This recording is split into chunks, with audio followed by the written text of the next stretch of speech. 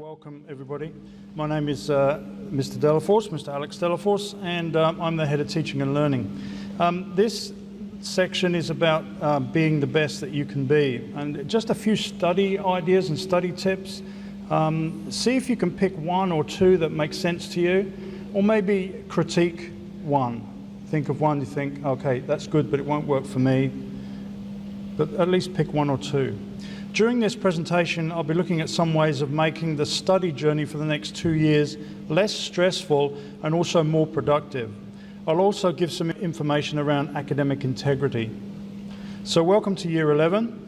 As you know, you're the first cohort to go through the new Queensland system at the college. Rest assured your teachers have spent the last 2 years preparing your courses and the resources for you. There is more work to do, but we're ready for you. Now, the 2-year course comprises 4 units of study which lead to the final exam. Across the 2 years, you will have a series of summative assessments, and to give you and your teachers feedback on how your learning is progressing, you'll also get some periodic formative assessments. So that might be in the form of quizzes or in-class checks to see how you're going. Now, that looks like quite a lot of work, even though the actual assessment load has been reduced. But we've got to bear in mind also that this is happening across multiple subjects. So by the time we add all of that up, it's fairly obvious that we need to be mindful of being organised and motivated.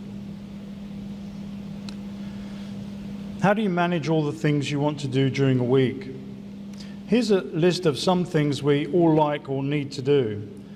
I've added some approximate times per week. Some of them are a little bit high, but if you have a look on average, my estimate comes out to 230.5 hours. Unfortunately though, we only have 168 to use, so we obviously need to be careful. Cal Newport is an associate professor of computer science at Georgetown University.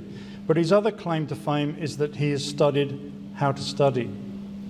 He's the author of 6 self-improvement books and writes the Study Hack blog, which focuses on academic and career success.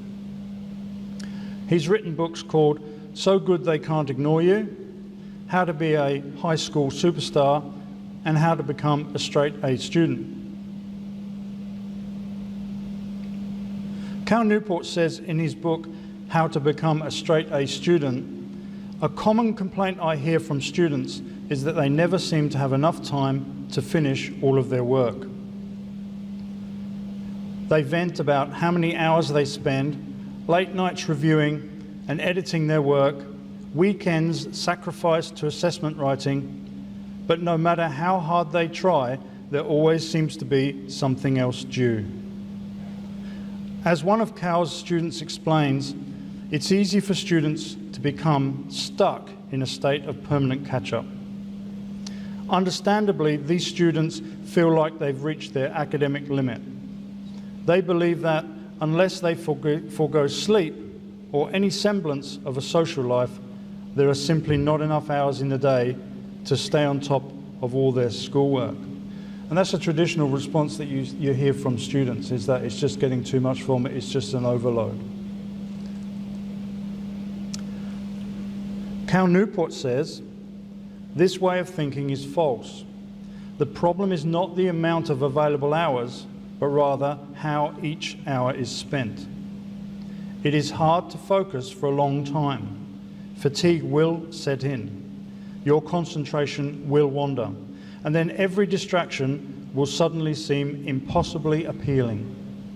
Social media, your phone, laptop and tablet, the World Wide Web, these things are built to distract humans. Before you know it, you'll realize that you haven't accomplished much. The next day, new assignments will pile onto those you didn't finish, and the tedious process starts all over again. One way to help you think about getting your tasks completed without losing your life completely to study is this simple formula. Work accomplished is equal to the time you spend multiplied by the intensity of your focus. So, you can see there's a couple of different things there, and they infer that you can increase the time you spend in order to increase your work accomplished, but unfortunately your intensity of focus will tend to drag after a time, and you won't necessarily come out ahead. Or you can spend the same or less time but be really focused on the ball, concentrate, be in the zone, and your productivity will increase, even though you might even spend less time on your work. It's all about being concentrated and focused and doing the work to the best of your ability within that time slot. One of Cal Newport's students called long periods of work at low intensity pseudo-working. That's when you look and you feel like you're working, but you're not being very productive. Pseudo-working is low intensity. It means it takes a long time to get work done. So, for example, you're meeting your friends at one of your houses to study. And you're sitting around eating snacks, writing, but interspersed with checking social media and complaining how hard the assignment is. Well, that's what we define pseudo-work. Or staying up until 2:30 in the morning to finish an essay or cram for a test. Now, that strategy is mainly a waste of time, and it's definitely pseudo-work.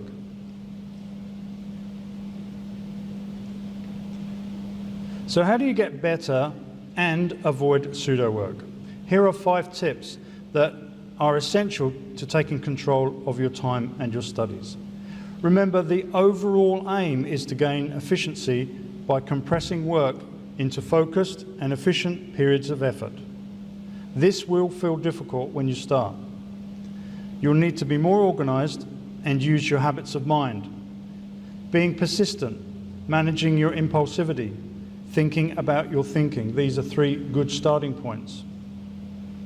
The first tip, plan every day, but only spend 5 minutes doing it.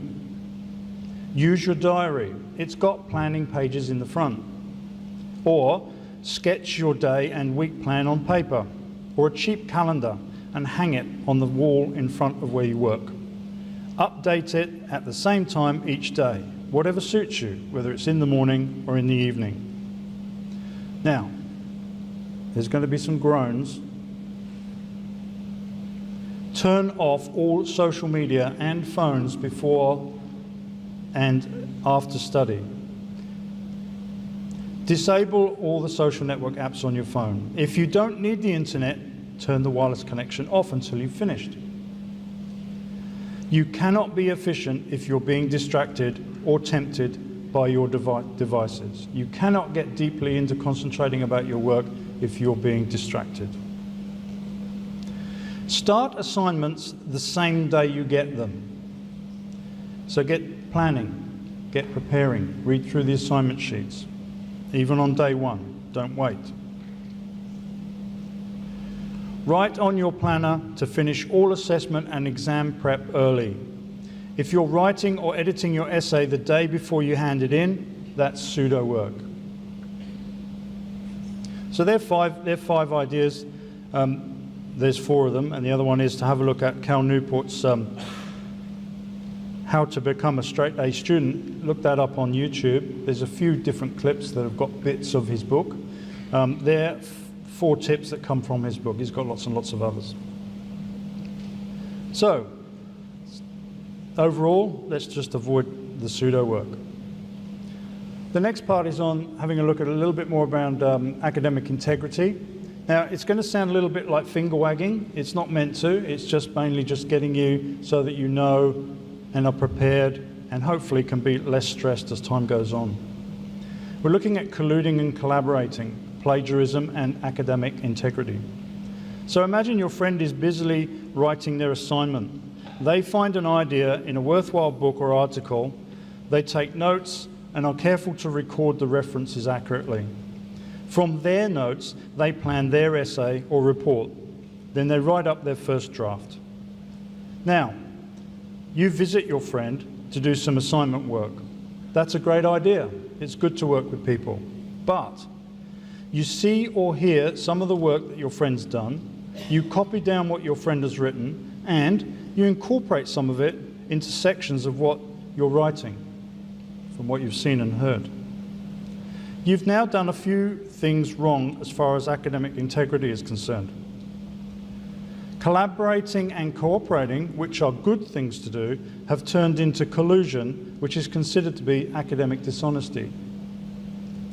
Unfortunately, even your friend could be pulled in to face being involved in this issue once the similarity between your work and your friend's is discovered. So, what to avoid?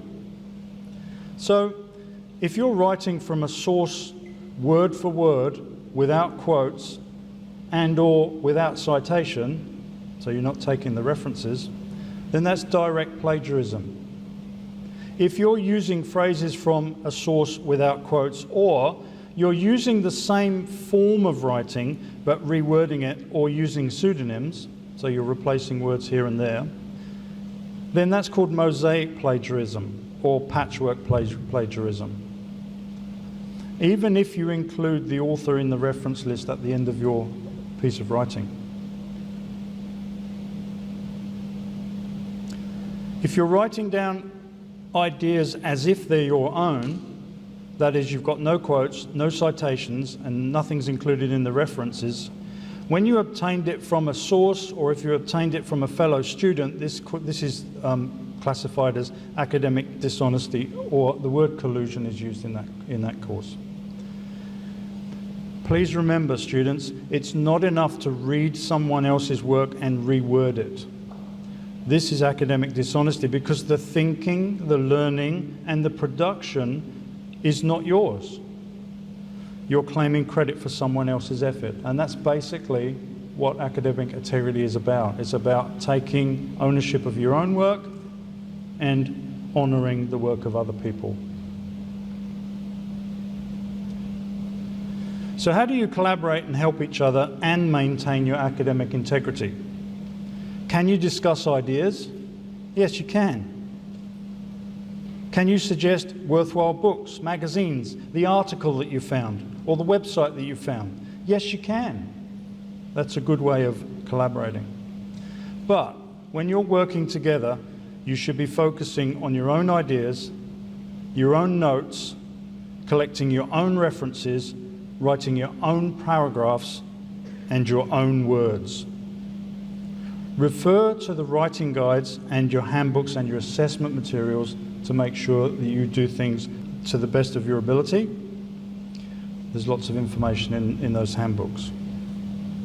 And why am I going on about this? Well, Mr. Van der Bos and I know that the new system treats academic integrity issues more strictly than before.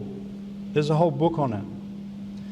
My office is next to Mr. Van der Bos, and I really don't like hearing stressed students and a stressed Mr. Van der Bos dealing with situations where students have fallen foul of plagiarism and academic integrity regulations, even though they didn't mean to.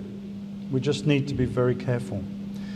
Basically, I want you, students, to avoid as much stress as possible for the next 2 years by writing all your assignments smartly and knowledgeably and not falling foul of academic integrity issues. So there are a few ideas. I hope you found this useful. If in doubt, check with your teachers. They're the people that know all the ins and outs within the subject areas. Please ask them. Or check in with Mr. Van der Bos, who's got an ever-increasing knowledge of the system. Thank you very much. And now, pass over to Mr. Heaney.